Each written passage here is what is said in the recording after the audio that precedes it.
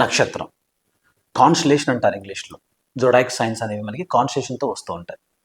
ఈ కాన్స్టలేషన్ అంటే ఒక నక్షత్ర మండలి అని పిలుస్తూ ఉంటాం. ఇవి మనకి 27 నక్షత్ర మండలి ఉంటే అందరికీ ఒక నక్షత్రం కేటాయించడం జరుగుతుంది. సో మన యొక్క రాశి ఈ యొక్క జోడాయిక్ సైన్లోకి అంటే ఒక నక్షత్రంలోకి ఎంటర్ అవుతుందని చెప్పేసి పిలుస్తూ ఉంటారు. దీంట్లో కొంతమంది మంచి నక్షత్రాలు, చెడు నక్షత్రాలు పిలుస్తూ ఉంటారు, ఆస్పీషియస్ అండ్ ఆస్పీషియస్ అని. ఇవన్నీ కేవలం ఆ కాల ప్రమాణం సంబంధించిన తప్ప అది యూనివర్సల్గా మాత్రం అప్లికబుల్ కాదు. కారణం ఏంటంటే ఇది మళ్ళీ ఇందాక చెప్పినట్టుగా తమిళనాడు వాళ్ళకి ఒకటి ఉంటే నార్త్ వాళ్ళకి ఇంకో రకంగా ఉంటుంది. కారణం వాళ్ళు ఎంచుకున్న ఈ ప్రామాణిక గ్రంథాలు. చిన్న ఉదాహరణ, నార్త్ వాళ్ళ ఎవరైతే ఈ యొక్క యజ్ఞయాగాలు చేస్తూ ఉంటారో వాళ్ళని ఆదిత్య స్కూల్ అని పిలుస్తారు. అంటే వాళ్ళు సూర్యుని భగవానునికి ముఖ్యంగా ప్రామాణికంగా చూసుకోవటం. అదే దక్షిణ భారతదేశంలో వీరిని బ్రహ్మా స్కూల్ అని పిలుస్తారు. అంటే ఇక్కడ యజ్ఞయాగాలు కూడా మార్పులు వస్తున్నాయి.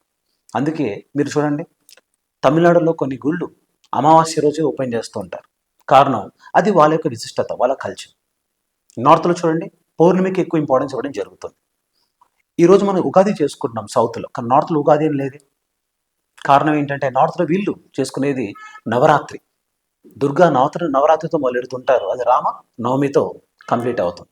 సో వాళ్ళ దృష్టిలో ఉగాది కంటే ఇంపార్టెంట్ ఏంటంటే నవరాత్రి. మనకు ఆ చిన్న బేసిక్ అండర్స్టాండింగ్ ఉంటే పాసిబుల్లీ ఇది ఒక యూనివర్సల్ అని మాత్రం యాక్సెప్ట్ చేయాల్సిన అవసరం లేదు.